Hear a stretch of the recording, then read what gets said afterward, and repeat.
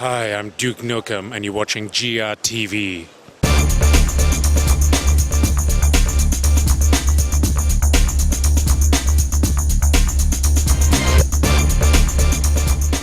When you started out with Godfather 2, what kind of lessons did you learn from the first game, and what did you want to achieve with the second game? Right. Well, one of the first things we did is that we sat and we looked at all the reviews, all the postings, all the emails we got from the fans, and we actually took a breather. We thought about what did we do well, what didn't we do well. One of the things that stood out that we really got rewarded for was the black hand combat and the ability to grab people, manhandle them, throw them around, strangle them, toss them everywhere. People loved that. They loved executions. They loved strangling people. People really felt like we allowed them to be a thug, to sort of have that fantasy of being a really evil person. What we didn't do so well is it never really felt like you became the Don.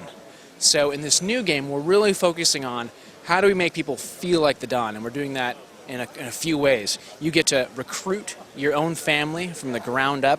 You get to control your resources at all time using a new feature we're calling the Don's View, and you actually get to command your crew in combat. So it's more of a strategy game this time, or would you say so?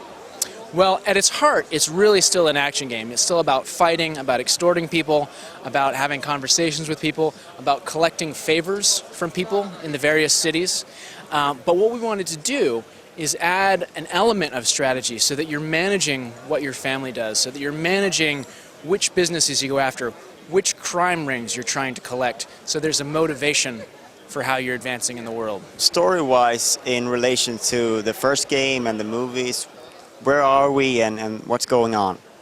Well, we're not talking a lot about the story, but what people also loved about the first one, and we're going to keep doing again, is that they love the way that we didn't retell the story of the movie per se. What we did is we told your story, and we made sure your story intersected with all the moments that you know and love from the film.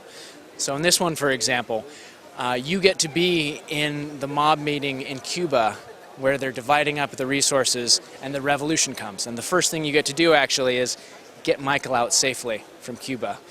If you happen to, need a way to blackmail a senator and get a bloody hooker in his bed, you might have something to do with that too.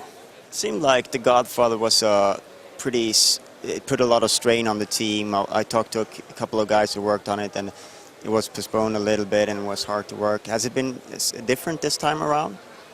The first one was definitely a labor of love. Doing an open world game is hard. It was way harder than we thought it was even going to be. We learned a lot of lessons. We learned a lot of things about what's important for us in our game. We're not going to try to do a million different game mechanics. We want to do what's important to being a member of organized crime. What's the heart of being a member of the mafia? That's where we want to focus. So are there any things that you've taken away that you said that this didn't really fit into that in the first game? Well, one of the things that we're doing differently is we're building our world in a completely different way. Last time we had one giant city. This time we're going to have 3 smaller cities, which are much more gameplay appropriate. I'll give you an example of something that people didn't like. They didn't like commuting in the world, from driving from one place, driving 5-10 minutes to another location in the world.